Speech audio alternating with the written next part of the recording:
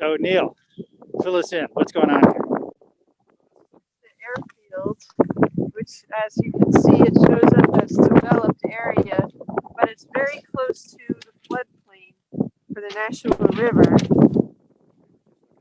So we are right here on this portion of the runway. We just walked in here, and we were about, to the edge of fence is about 50 feet to the slope. It drops off about 50 to 60 feet drop to the Nashua floodplain and the river. So open grass areas here. We were just talking about grasshopper sparrow. This is grasshopper sparrow habitat. Up here, contaminated site over here with the dry cleaning fluid for parachute cleaning. So that site's off limits. But this is the prime developable area. And then on Right this now, it's just safe Place for driver training. Some high-speed gantry tool. I was going to ask what. Yeah, that's what they look like. Just And they testing. seem like in a weird spot. High-speed. Got a lot of traffic. So That was yeah, so the area is marked as developed, and then it transitions to average ecological climate resiliency in the area of the Nashua River. So this area would be an area of opportunity because it's below average. Yep. The state police for high-speed driver training. Excellent spot to do it. And we are standing on an old runway right now that Raytheon is currently using to do some high-speed toll testing. The gantries on electronic tolling. But the site is prime for redevelopment. This portion of the site, which is the easterly portion of the site, is currently being marketed for redevelopment. The western portion of the site does have some contamination, so it is actively being remediated. There's parachute. The Army used to clean parachutes out on the bare ground, and that parachute cleaning material is like dry cleaning fluid. It seeped into. That's crazy. In past development, the Army are monitoring the contamination, and it's actually disintegrating. So Wow. it's a really positive treatment. But again, connect the surrounding habitat, reduce pavement, and infiltrate where we can. There are restrictions on infiltration when you are near a contaminated site. So they don't want to influence the plume, the They don't want to direction move of the groundwater plume, flow. right. Exactly. Yeah. And because we are on a plateau, we're 50, 60 feet above the Nashua River, which is on the western boundary of this area. We'll take a walk over there in a So little this bit. wooded area drops down the Nashua River and floodplain. I think the runoff is captured, but I think there could be some opportunities, like I said, for the redevelopment to capture and treat, And manage some runoff. and again, kind of reconnect nature and bring nature back into the site. Redevelopment potential. Of course, areas in Devens, which we don't allow development within 50 feet of slopes over 35%. And all of the slopes, the majority of the slopes surrounding this area are over 35%. So we have a 50-foot setback from the top of slope. So there's an potential opportunity there to avoid, maintain slope stability and reduce erosion potential. So we're walking over toward the Nashua River right now. And you can see that, it's still mowed. I presume this gets mowed, huh? Yeah, I believe it gets mowed once in a while. You can see there is some old asphalt underneath. So. Yep. All right. Thank you, Rebecca.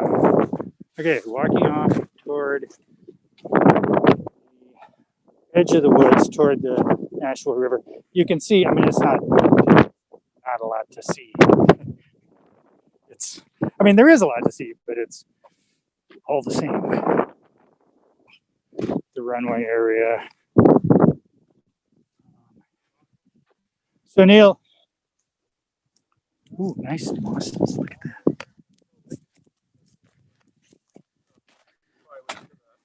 Those are lovely. So were these planted, or is this just happening? We're just admiring this extensive patch of really healthy lichen. Yeah. Yeah, these are beautiful. See, show our listening audience.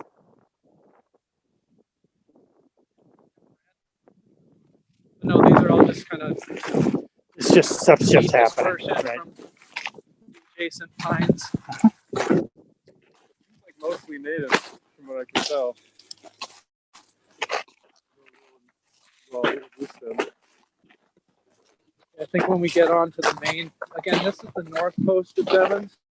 When we get onto the main coast, just south of 2A, you see a little more Army influence in terms of non-native plantings. Oh yeah. Yeah, so that's what I was worried about, that we're not going to be able to get right up to the edge. We're protected in. There are Yes. perimeter roadways around the edge.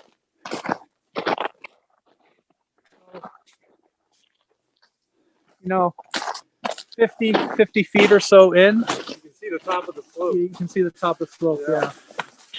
So again, we're about 50, 60 feet above the Nashua.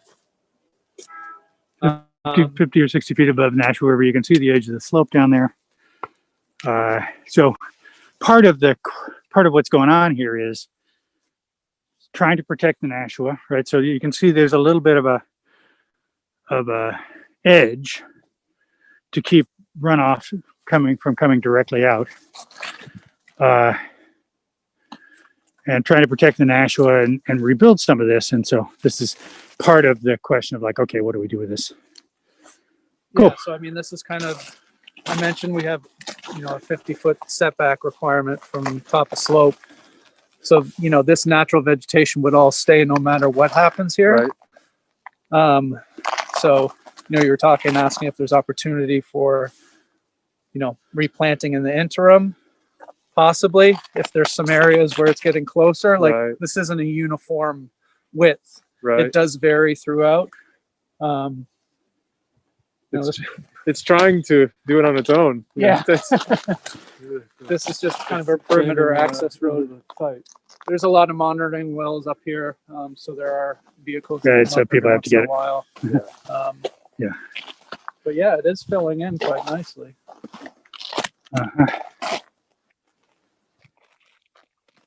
How long has it been since the airport was used?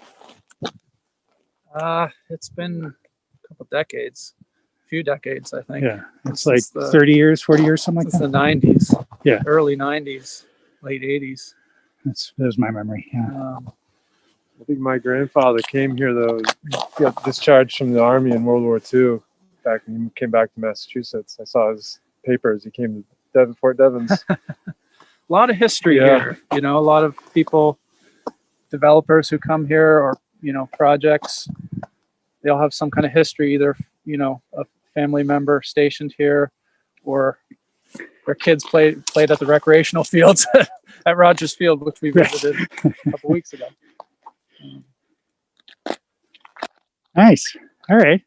So lots of opportunity, but we're kind of conflicted with half contaminated and half. It's a really interesting spot. A lot of potential for sure. So there's probably some opportunity here to do some. I mean, which you guys have probably done, some kind of mapping that sort of looks at the priority sites. I mean, you're already doing it for development, but sort of the priority locations where, there are, priorities for maintaining natural areas in certain ways or building up things, priorities Yeah. for doing development, and I presume that all exists for you guys.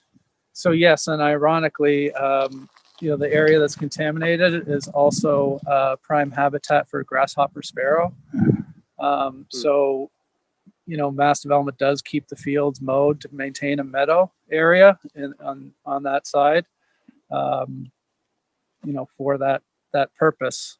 So another reason why that side won't be Right, that developed one's not going anytime to get soon. developed, right? Yeah, So yeah. This is the end that gets developed.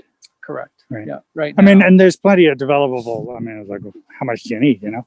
yeah, I mean, it's a large parcel. I forget the acreage, but you can see the expanse of pavement out there. There's a lot of opportunity.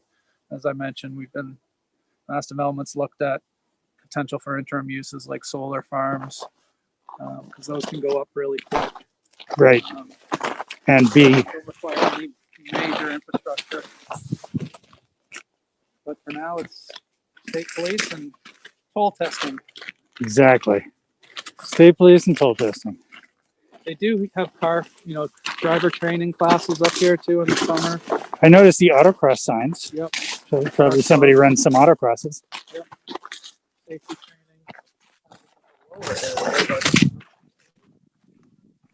Jim, Yes. while we're walking, does anybody have experience or want to talk about the bird species and their habitat requirements that Neil just mentioned?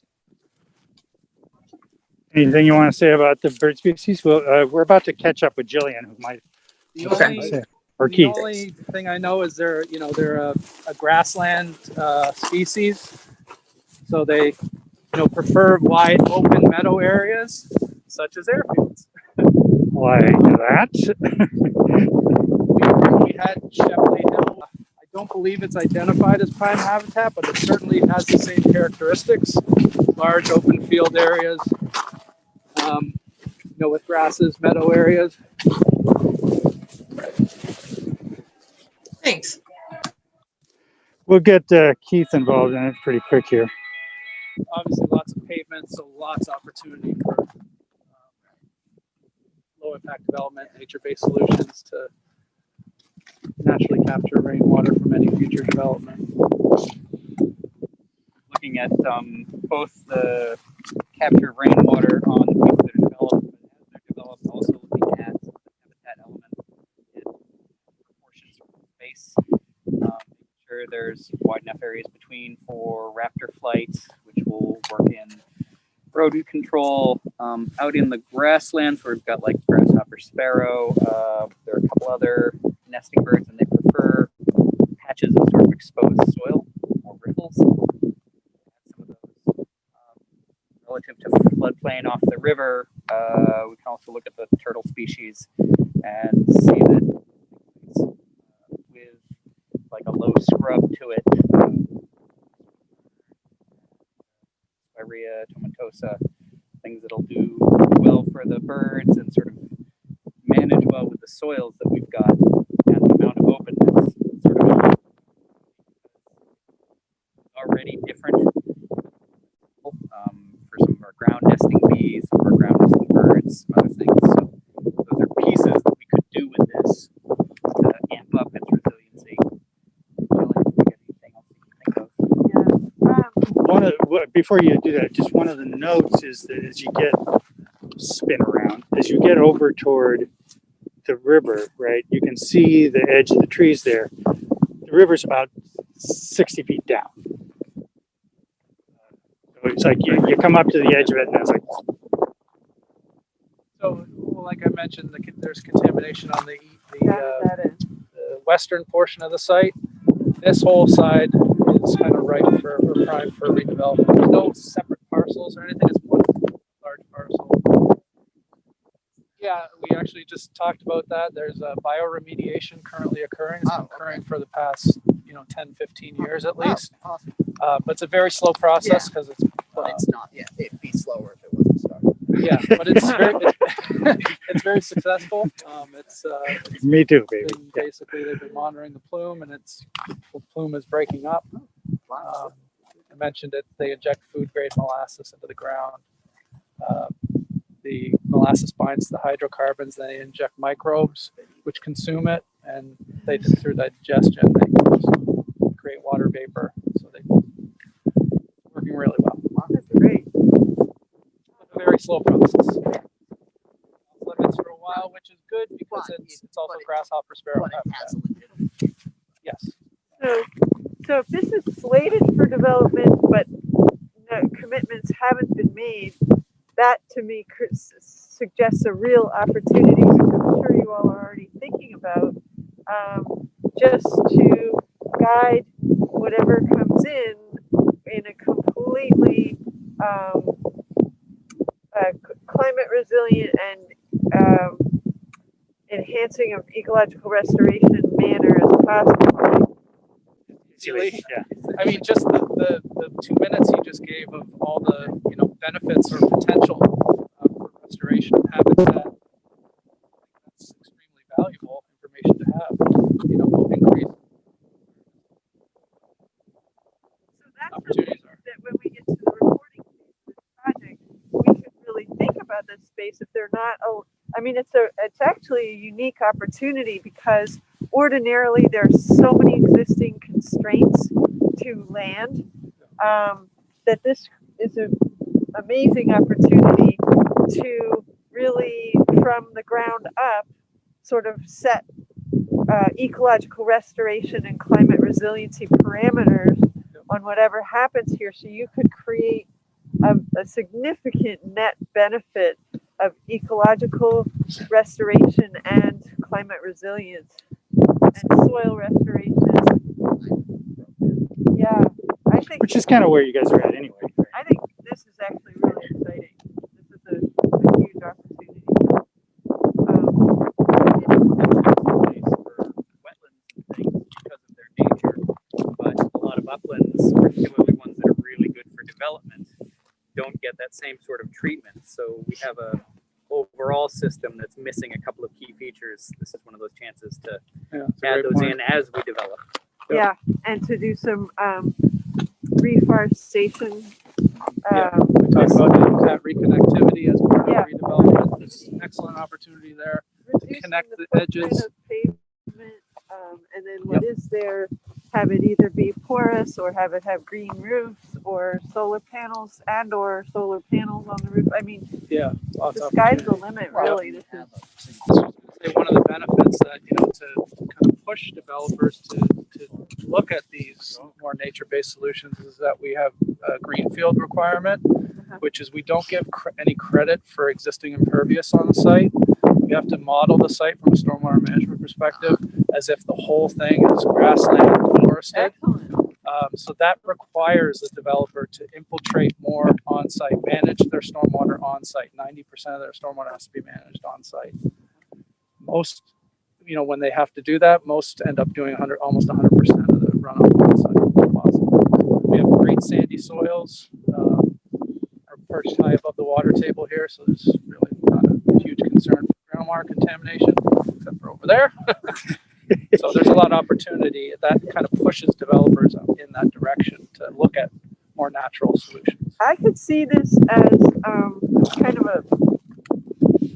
an carbon restoration almost pilot project where we help you develop some soil restoration practices and ideas for it, some reforestation, revegetation, removal of the pavement total footprint, and then if that got monitored over a period of years, there could be potentially some monitoring of the net carbon benefit. And that could even turn into a published paper, I think, because there's not a lot of opportunities like this to show a positive change of carbon sequestration on a site, and to sort of document in a quantitative way how the ecosystem is sequestering more carbon after restoration efforts and soil restoration, reforestation efforts go into effect, along with, and then there could be the old field habitat that's maintained for habitat reasons also, Right. and the healthy grassland could build up soil carbon as well. So there could be different ecotypes in different areas.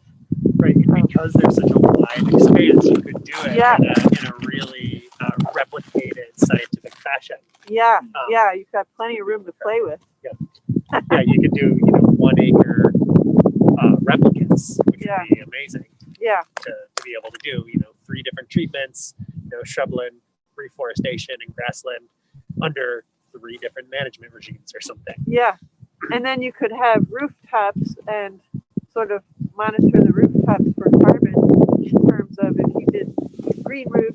I mean, there are probably more numbers out there in the literature on those, but just for the site Yeah. itself, if you also monitor that, you could get a total site number. The other thing is that that's doable. What Keith and Jillian are talking about is doable essentially now while development is waiting, right? That it wouldn't get in the way of development. Right, that could be a first priority. Designate those areas, Yeah. and then that will designate the development area. Well, and also it's like you don't need them Right. forever.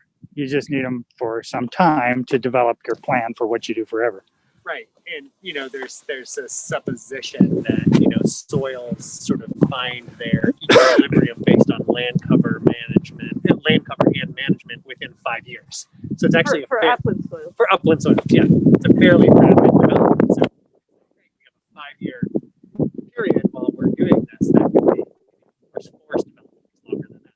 But I think that would be really interesting, and I can imagine this kind of project being a first priority for a pilot healthy soils program funded by the state, because they're trying to understand the impact of management and replication. And I can see it as being an action. Either an action grant or directly funded out of EA Healthy Soils pilot process. yeah, and it's interesting. What's this site is according to the soil survey, this is 45% urban soils or orchids, which have been disturbed for 2 feet or more.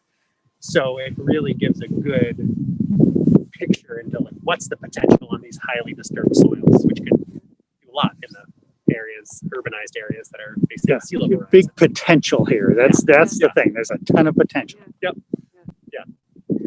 sell that on developers. Down in Taunton, the Miles Standish Industrial Park is another mass development piece that's a little further along, and there's some good aesthetic and dollar value examples we can pull from there to say here are some of the effects that we can do and how a business fits into that model. Great. Cool.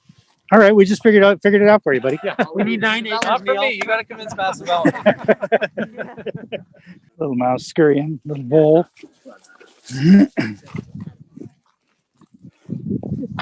That's our wildlife sighting for today, for this one. A mouse.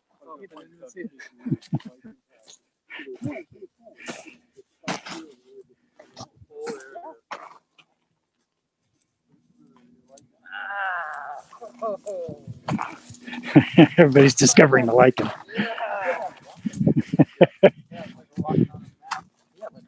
Hello.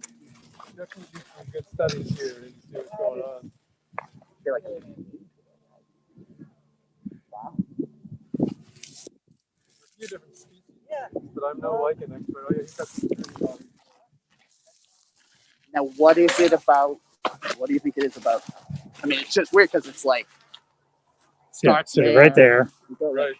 What do you think it is about this stretch? Do you think it just hasn't expanded more? Like it started in the middle and is going out, or is it just something about this patch that I certainly don't know much about lichen. I don't know anything about it? That's why I'm asking. Yeah. Usually find these in old gravel pit areas, spots where you've got a really sandy soil, but also places like you'll find the lichen in spots where you've got like lumps of barbed clay. You ever dug in sand and come across one of those like super gray balls of Yep. clay? I'm guessing that's what I would find if I were to dig around here. That combination of very primitive soils, almost entirely mineral, very acidic.